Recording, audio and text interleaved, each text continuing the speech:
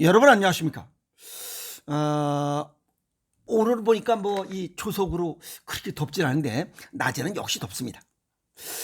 지금도 밖에 보니까 뭐 33도 되네요. 덥습니다. 오늘은 지난 시간에도 마음이 병들면 육체가 병든다. 수없이 얘기했어요. 그래서 오늘 동의보감에 또 그런 얘기가 나옵니다. 신견어외라고 마음이 흐트러져서 고민과 갈등이 생기면 육체도 병이 된다. 딱 맞는 얘기입니다. 여기서 고민, 괴로워하거나 번민한다. 갈등, 이해관계가 서로 달라 또 적대시되거나 충돌하고 있다. 그럼 왜 이런 게 생기냐 이게. 비교 욕심이 많고 하나는 일반 상식을 벗어난 거고 나를 기준으로 세상을 보기 때문에 나와 의견을 달리하거나 내 의견과 다르거나 뭐 좀 비교가 좀 안 되는 거야. 이런 거 전부 다 틀린 거고 잘못된 거야. 거기서 시작되는 거예요. 그럼 결국 뭐가 잘못된 거야? 지 자신이 잘못된 거야. 근데 지 자신을 모르고 있는 게 그게 병이에요. 과거에는 지나치게 정신에 집중했어요. 그래서 뭐 이런데 아픈 건 별로 얘기 안 했어요. 그 뭐 주술사 다 그거잖아요. 뭐가 마음의 병을 고친다는 거예요. 근데 현대 과학 여기에 보면 또 물질에만 너무 또 집중해 버리는 거예요. 정신을 보지도 않아요. 육체 뒤에는 반드시 정신이 원동력 작용을 하는 것을 소홀히 하고 있어요. 그냥 무시한 거죠. 그런데 그것이 현대에 들어서 또 세상이 변화된 거잖아요. 그게 심신상관의학이라고 정신작용이 사람의 건강을 지배하는 가장 중요한 요인이라는 것을 확인하고 알려지고 있다는 거야. 아주 다행입니다. 그래서 정신적인 것이 먼저다. 육체가 병들었다. 그러면 마음이 어딘가에 문제가 생겼기에 그 시간이 지나면서 육체의 병을 부른 것이다. 그래서 제가 수없이 얘기했어요. 마음의 병은 약 20년 전부터 진행된 것이고 육체의 병은 약 10년 정도 소식을 보내지다. 즉 전조 증상이 나타나더라 하는 얘기를 말씀드린 이유가 그겁니다.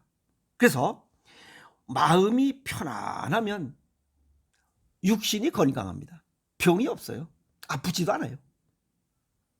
그런데 마음이 흐트러져서 고민과 갈등이 생기면 육체도 따라 병이 듭니다. 또 이와 반대로 육체가 병들면 정신과 신경도 약해져요. 또 그죠? 몸이 병들면 마음이 약해져요.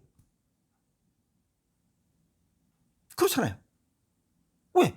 마음대로 할 수가 없으니까. 그래서 지금까지 얘기할 때 정신이 먼저고 육체가 뒤다 라고 얘기해서 이원론적으로 정신과 육체가 따로 떨어진 것처럼 대립시켜서 뭐 생각을 하면 이게 잘 안 된다는 거예요.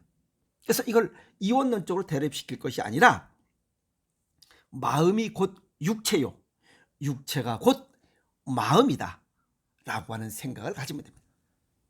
이해하죠? 그래서 정신질환 발생하는 것은 무형이잖아요. 보이지 않는 거야.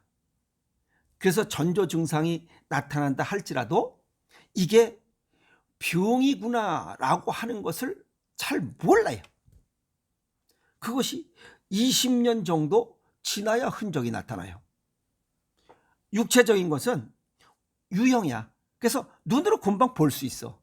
그게 10년 전부터 서서히 나타납니다. 그래서 모든 병은 질병과 질환은 마음에서부터 비롯된다는 겁니다. 그래서 마음이 병들면 육체가 병든다. 동의보감에서는 신견어외라고 이렇게 네 글자로 딱 정리를 해버린 겁니다. 참 내용이 아주 기가 막힙니다. 그리고 육체의 병은 뭐 금방 볼 수가 있어. 뭐 여기 뽀드락지나 여기가 아파, 똥구멍 치질이 삐져나와 금방 볼 수 있어. 그런데 정신, 마음을 볼 수 있는 곳은 없나요? 라고 질문하시는 분들 대단히 많아요. 그런데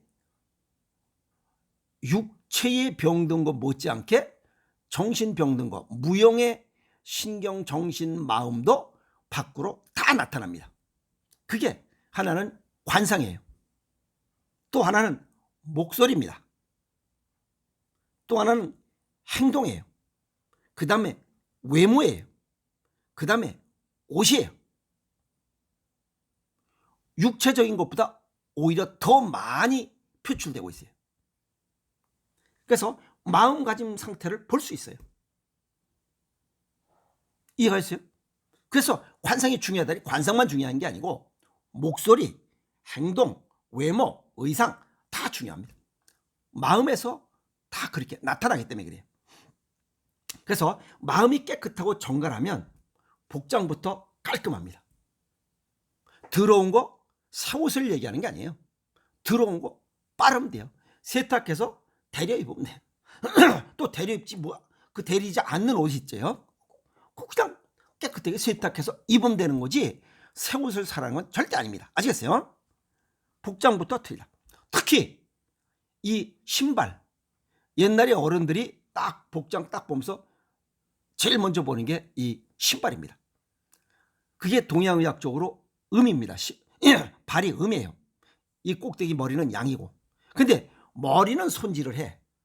미장원에 가서 미용실에 가서 다 하는데 신발은 신경 안 써. 지난 시간에 발 관리에 관한 얘기를 했는데 신발은 신경 안 써요. 제일 신경을 써야 될 게 신발입니다.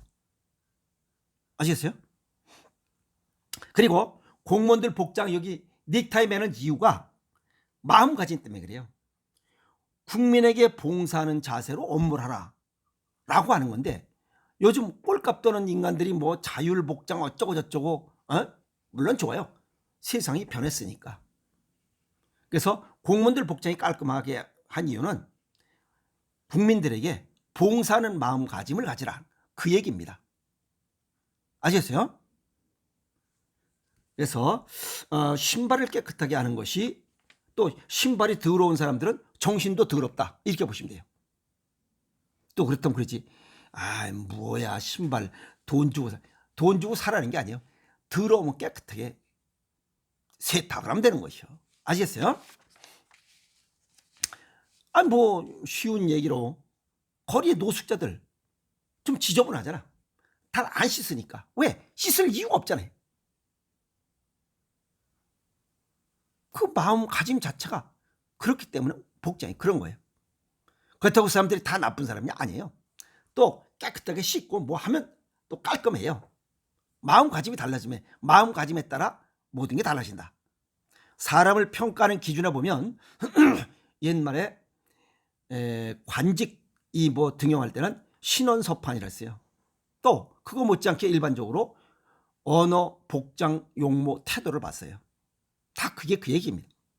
그래서 매일 출근 시에 거울을 보는 이유는 사회와의 약속입니다. 누구 보는 사람 없어요. 여기 코털 삐져나오고 이빨에 고춧가루 끼고 머리 안 감아도 누가 보는 사람 없어요. 자신과의 약속입니다. 사회하고의 약속입니다. 자신의 마음을 가다듬고 가지치기 하는 과정이 매일 아침 문을 나설 때 거울을 보는 이유입니다. 그래서 문 앞에 현관문 옆에 반드시 거울이 있는 이유가 그겁니다. 가지치기를 하지 않는 식물은 올바르고 튼실한 열매를 맺지 못해요. 과수원에 있는 그 과일들 어때요? 농부들이 과일 그 탐스럽게 열리기 위해서 가지치고 푹 주고 또 쓸데없는 것들 정리하고 삭다리 털어내고 이러한 관리를 했기 때문에 이러한 왓다시 사과가 열리고 배가 열리고 포도가 열리는 거예요.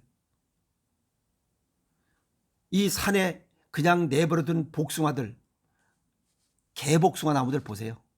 복숭아라고 탁곡만 해가지고 거기 별로 가치가 없잖아요. 이해하세요? 그래서 관리해야 된다. 그래서 이 과수원의 이 과일들이 농부가 관리하듯이 나 자신은 나 스스로가 관리해야 돼요. 스스로가 정신을 가다듬고 정신에 대한 가지치기를 해야 되고, 육신에 대한 가지치기는 운동입니다. 병들지 않게 가지치기 하는 거예요. 부족한 부분, 병든 부분은 더 열심히 해서 그 부분을 보완하자 이 말이에요. 그래서 일신의신이 중요한 거예요. 매일 갈고 닦아야 됩니다. 농부들이 그랬잖아요. 열심히 일한 흔적은 나타나지 않아요. 안 보입니다. 그런데 하루라도 쉬면 금방 풀자란 게 눈에 보입니다. 그 얘기가 일신의신의 중요성을 얘기하는 거예요. 그래서 이 세상을 살아가면서 일회성으로는 어떤 것도 이룰 수가 없습니다. 어떤 것도 안 됩니다.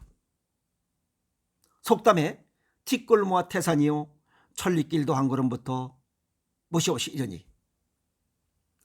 그 속에 담긴 그 말 뜻을 이해해야 됩니다. 그 숨은 뜻. 이 속담이라는 게 뭐예요? 삶에서 얻은 경험과 누가? 선조들이, 먼저 인생들이 살면서 이 취득한 경험과 그 다음에 이렇고 이런 것들이 꼭 필요하구나 라고 하는 교훈, 그 다음에 가치를 간결한 언어 형식으로 표현한 그게 속담이에요. 또 어떤 놈들이죠. 티끌 모아 태산이요 천리길도 한 걸음부터. 티끌 모아 태산이니까 어떻게 먼지를 모아서 태산을 이루냐 이게야. 그 말도 안 되는 소리야. 무식한 놈. 또 천리길도 한 걸음부터. 택시 타고 가지 왜 걸어가냐 이 말이야. 아주 지극히 무식한 놈. 속담에 시읒자도 모르는 놈이요. 이렇게 무식해서는 안 된다 이 말이에요. 자, 웃는 낯에 침 못 뱉는다. 말 한마디로 천냥빚을 갚는다. 웃음이 명약이다. 전부 다 무형적인 것입니다. 이 무형적인 것이 유형적인 것보다 앞선다는 얘기입니다. 말 무형적인 거잖아. 그것이 돈 천냥을 갚아. 그리고 웃는 낯에 침을 못 뱉다. 침 유형적인 거잖아요. 그 다음에 웃음이 명약. 웃음이 아픔을 치료하는 거죠. 무형이 유형보다 앞선다는 얘기입니다. 이해갔죠? 자,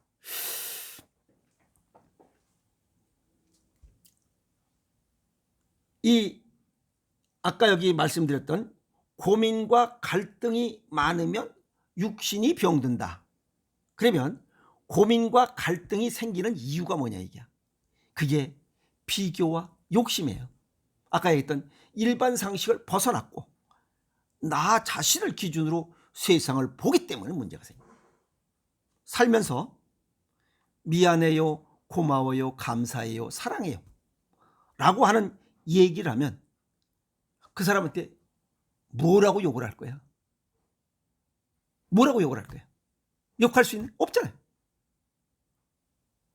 이런 얘기를 듣는 사람도 하는 사람도 둘 다가 다 건강해진다는 겁니다.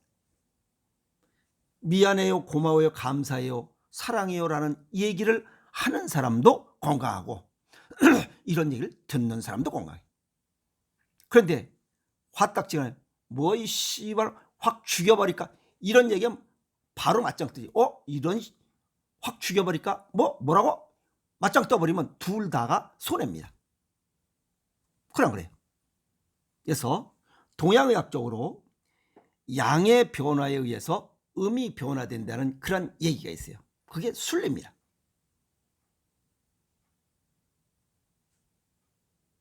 그래서 고민과 갈등이 없으니 그것은 미움, 분노, 원망, 비교, 욕심 이런 게 없으니 고민, 갈등이 생길 수가 없고 고민, 갈등이 없으니 육신이 건강할 수밖에 없노라 라고 정리 말씀을 해드립니다. 그러니까 건강한 삶을 살아가는 삶의 지혜입니다. 미안해요, 고마워요, 감사해요, 사랑해요. 그리고 비교 욕심을 줄이는 것이 건강한 삶을 살아가는 정신적 건강한 기초가 되지 않느냐라고 정리를 해봅니다. 이해하셨습니까? 자, 그래서 그냥 나 잘났다고 냅다 뻗팅기고 뭐 할 필요가 전혀 없어요. 지만 병듭니다. 비교 욕심이 많을수록 일반 상식 벗어나고 자기 기준으로 세상을 보는 눈을 뜨고 있는 사람, 눈 크게 눈가를 뜨고 있는 사람은 결국 병들어 죽게 됩니다. 그리고 아까 말씀드렸지만 미안해요, 고마워요, 감사해요, 사랑해요 라고 하는 마음을 하는 사람, 그런 마음을 말로 표현하는 사람, 그런 얘기를 듣는 사람, 둘 다 건강한 삶을 살아갈 수 있다, 이렇게 정리를 해봅니다. 이왕이면 이 좋은 세상에 건강하게 살다가 죽어야 되는 거 아닌가요? 그래서 오늘 이왕이면 좋은 말, 고민 갈등 없이 건강한 삶을 살아가자고 정리를 해봤습니다. 여기까지 하겠습니다. 여러분 고맙습니다.